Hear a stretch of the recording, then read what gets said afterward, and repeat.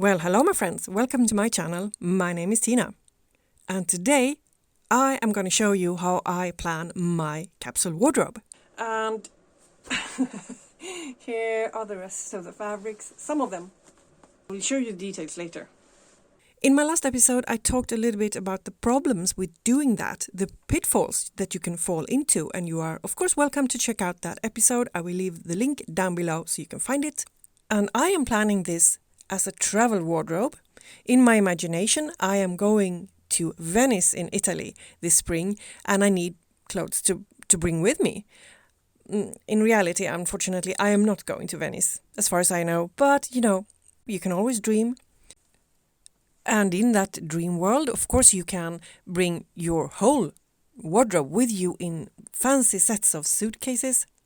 Really old-fashioned style, very elegant and very cute altogether. But in reality, even if, a smaller bag can still be quite interesting and look very special and unique, in reality, this is what I'm going for, a really small cabin bag, standard variety. And I do call it a travel wardrobe since I learned this way of planning when I was going on a big conference together with my colleagues at work, and we were only allowed to bring one cabin bag for quite a long time and quite a few different activities, and including a gala dinner. And this was really tricky to plan for. Fortunately, we knew about it well in advance, so I could do a lot of careful planning and a lot of careful sewing, and this worked out really, really well for me. And this is what I'm going to show you in just a few seconds. So, let me show you the base for this wardrobe, this travel wardrobe. Here they are, my Italian trousers.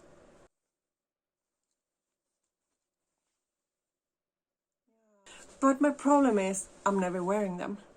And that's because I don't have anything that go with them. To show you this, I have made these miniature Italian trousers, and I also have this overview here of all the things that I am planning to make. So first of all of these models I will be making from patterns that I make myself. These are just rough, quick sketches to get started with.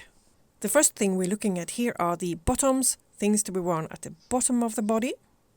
This second group here I call underwear, and that means these are things that go underneath other stuff. On the middle row here you can see things that go on the upper body: t-shirt, tops, shirts, vests, and so on. On the top row you see, of course, what some people call the toppers, the outerwear. Even if these aren't exactly jackets, these are things that will go on top of other things. And here we are looking at the first thing in detail, and this is one of the, the only jacket. I will make this one out of a brown wool. I will show you the fabrics later, and it's heavily inspired by French court jackets, court suits worn by men in the 18th century. So here you can see photos of amazing examples that are from museums. And I'm not going to do any embroidery, but the shape, I really like the shape. And I think this is going to look really good with this type of longer jacket with the pants. And this jacket will go over all the shirts and t-shirts and so on that I'm planning. And it's a really good color that will go with a lot of things that already exist in my wardrobe. Next item out here is an oversized red sweatshirt.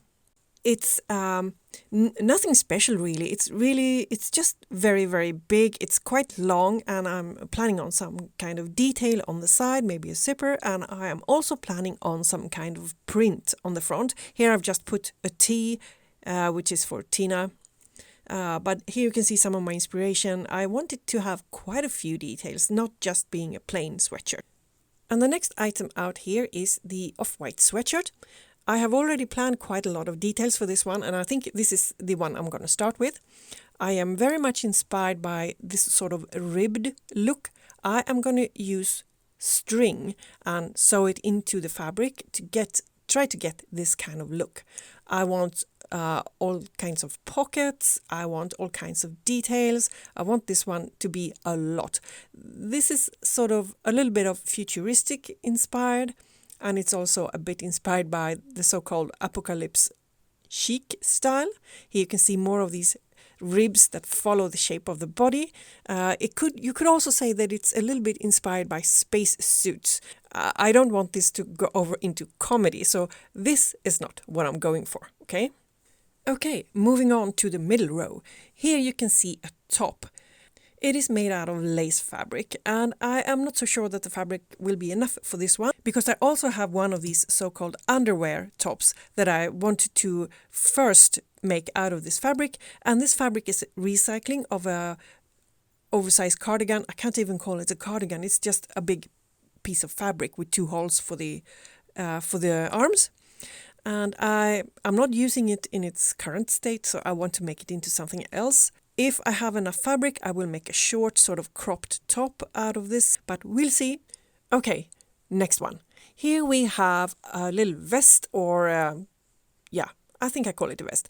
It's crochet, and I've already started, and I wanted to look like Wednesday Addams' super cool crochet vest. I really like oversized crochet vests, but I am almost finished, and I have a suspicion that it's not going to be oversized enough. I don't want to frog it, unravel it, because the yarn is really catching on to itself, so it's really, really difficult to undo the stitches. So I'm not really sure. This one is also in the category. And up next here is one I'm quite excited about. It's a yellow t-shirt with long sleeves, and I am trying out different types of fabric manipulation here. I am making some kind of wobbly things on the sleeves, and I am doing some gathers and pleats at the front. I've already started with this one because I'm excited about it, and it will be finished soon, but it's looking very promising. My inspiration is, of course, my favorite, Vivienne Westwood, but also other types of interesting manipulations with fabric. And I am also inspired by my book Pattern Magic for Stretch Fabrics. And you can see the sleeve on the cover here. That's what I'm trying for. And here comes another favorite. It's a vest, or perhaps this is a waistcoat. And I, as you can see on the drawing, it's quite angular. It's got a high collar. I'm very much inspired by Rick Owens classics here. Quite oversized, but I am planning a belt that's going to hold it in around the waist, and it will look sort of vaguely Asian. And I am, as I said, really looking forward to this one. And way to go, Tina. Bad planning. I realize immediately that there's not going to be enough fabric for this one. This one is planned for the leftovers of the second so-called undertops. But I guess I was sort of dreaming when I was planning this. This is also an existing garment, a sort of, a poncho, maybe you could call it, that I'm going to make these 2 things out of, and it's not going to be enough.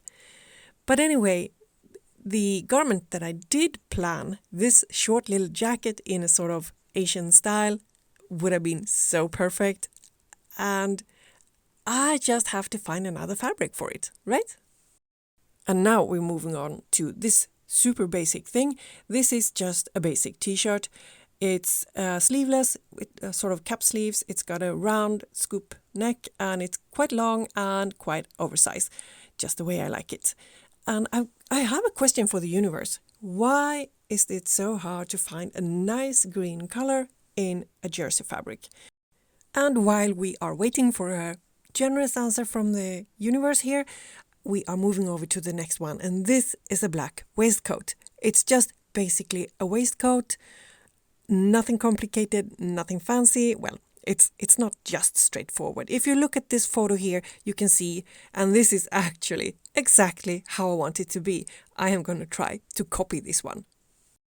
And now, finally, we have reached the yellow shirt.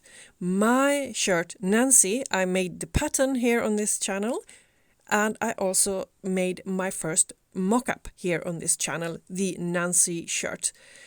And this is the real one. This is the real deal. This is the one I was planning to make all along. From this fabric I have a lot, actually. I really hope that it's enough for this shirt and the yellow skirt. But the shirt first, it's really, really oversized. It's got really wide sleeves, and it's poofy, and it's definitely very inspired by 1980s style. And now let's add another shirt.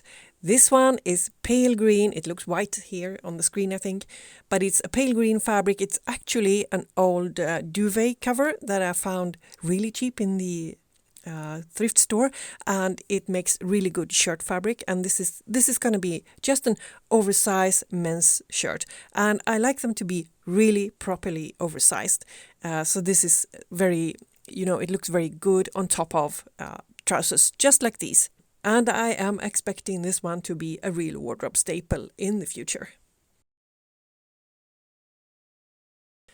And here on the bottom row, we have finally reached what I call underwear, though it isn't underwear. It is a kind of a top that is a bit longer. It reaches down below the hem of whatever you're wearing on top of it, and it adds a second layer. I really like that when I'm wearing trousers, not with skirts. I usually wear very wide skirts, so this is for trousers only. And I have a few of these in my wardrobe, and I feel that I need more of them. So here they are. The first one, the yellow one, is made out of this sort of poncho shirt, whatever it is. It's a sheer material, so I'm thinking of making it up from 2 layers. And the second one is this lace cardigan. These are both made from recycled fabrics, or I am harvesting material from an earlier garment. And in some kind of mad ambition, I thought I would get 2 garments out of each of these ones. But that is just a dream. So underwear is what they're going to be. And finally, we have reached the last garment here. This is a skirt made out of the same yellow fabric as the shirt above. And it's just a wide skirt with pockets, and probably, I think I'm going for elastic in the back, but I'm not really sure. We'll see. But this is quite a basic garment. And finally, here you can see me playing with these paper dolls. I am trying out different kinds of combination. T-shirts with trousers and skirt. Perfect. Long sleeve t-shirt. Yeah, works really fine. The crochet vest that perhaps is going to be too tight. Yeah, perfect. Works really great over the t-shirt. And over the shirt, that was my plan. But I don't think it's big enough. But hey, shit happens. Now we have these black waistcoat. It will be excellent on top of these shirts. Maybe the t-shirt, I'm not really sure. Then we have these long tops. Perfect. And of course, if I could get a set out of any one of them, yeah, that would be perfect. But I'm not really sure if it's going to happen. At least the long tops, the underwear we're going to have. Here I'm trying out, yeah, another nice combination that unfortunately not is going to happen. That one is nice. That one is nice, actually. We have, yeah, that would have looked so good. Not enough fabric. That is a favorite. That one I am going to like. On top of that one, works. And that works really well. Nah, maybe not that one. So not everything is 100%, but of course you can't get 100%. Sweatshirt, of course. The t-shirt won't even show underneath it. That one, maybe if it's long enough. And then we have the jacket. The jacket goes perfect with the trousers. I know that. On top of the shirt, I'm not really sure because it has very poofy sleeves. So we'll see about that. There is that to take into consideration too, because in size it has to fit. That one, yes, that one looks really good. So as you can see, lots of possible combinations here. So even if I have made some really bad planning here with the amount of fabric, this is going to work out really well, and I have the possibility to replace this fabric to find something else, because the models, the garments are going to go really well together. Now I think it's time to look at the fabrics, right? And here you see the whole shebang. First we're looking at the Italian trousers and then the rest of the fabric. And I gotta say that my camera is really picking up the colors really bright and intense. They are a little bit more muted in reality. And I do think that they all go together so well, except for one of these fabrics. And this is the sort of strange poncho blouse in this sort of muted orange. And it's not 100%. But hey, you can get it 100% all the time. And this is good enough for me. The first one we are starting with here is the off-white interlock fabric. It's not actually a sweatshirt fabric. It's sort of more like a heavyweight jersey. For this one I am planning lots of details, as I said, and I also have additional fabrics if I need it for them. I also have a little bit of black if I want black details, because I do have a black zipper. Perhaps I should tell you that all of these fabrics are from my stash. One of them I bought last year. The other ones are very old. But hey, look at this one. This is the only fabric that you could call even remotely new. I bought it last year. And it was white when I bought it. It's a cupro. And I have dyed it yellow or orangey yellow, actually. It's very soft and flowy and drapey. I'm going to use this for the shirt and the skirt. And the next yellow one, or orangey, more orange than yellow. This is this soft sheer chiffon that was originally made into some sort of, I don't know what it is. Mostly it's a big square piece of fabric. It's polyester. It's very flowy, as you can see, very thin. And I know it's going to be very difficult to sew with, but I want to use it for something, as at the moment when it's in my wardrobe, I'm not using it at all. And the same goes for this one. This is some sort of cardigan, and it's a knitted one, and it's sort of lace-like and metal-y in the, if you can say metal-y, metal-like in the color. I call it gunmetal or pewter, sort of grayish brown. It's nice and flowy, but in its current state, I am definitely not using it. It is also 100% polyester, I think. It's not going to be all that comfortable, but as a sort of in-between layer, it's going to work. And if we want to stick with this polyester theme I seem to have been going for, this is a wool polyester mix. It's a remnant from a job I did, and this is intended to be this black waistcoat. I need to find a lining for the backside, and I think this will be just fine. And now we're moving on to the green t-shirt. This fabric is a very soft single jersey. Maybe you could see the faint lines here in it.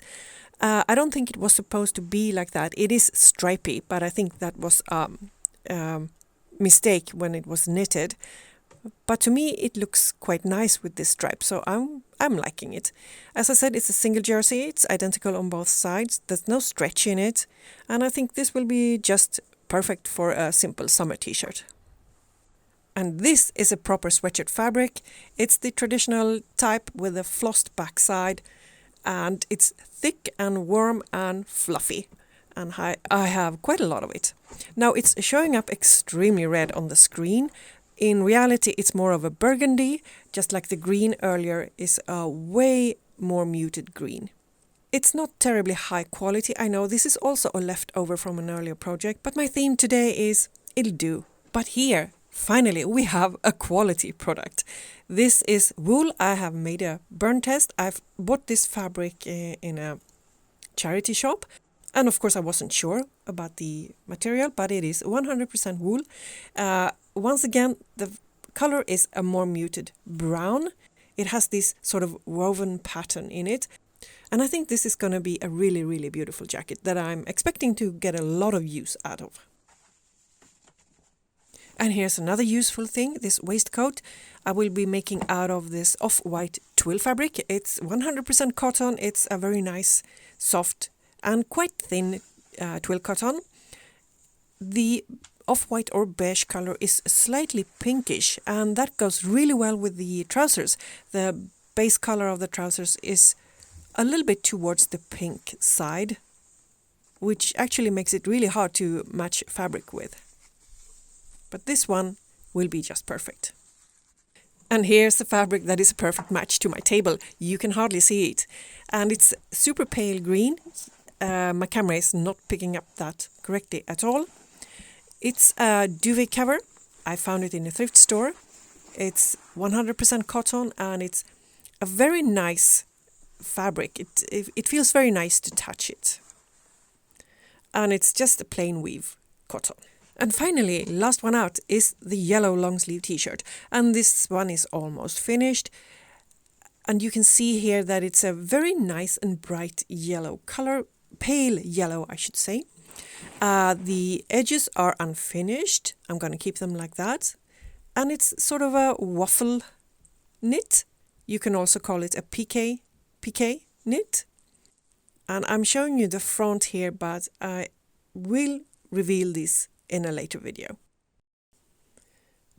And oh my god, this took a little bit of time to go through. I hope you like my capsule wardrobe or my plans for a capsule wardrobe. I have a lot of sewing to do and I will share most of these projects with you. At least that's what I'm planning. And as you can see, I am using only things from Stash. I am not making it easy for myself, but I am determined to not go out and buy new things for this wardrobe. We'll see how I'll manage that.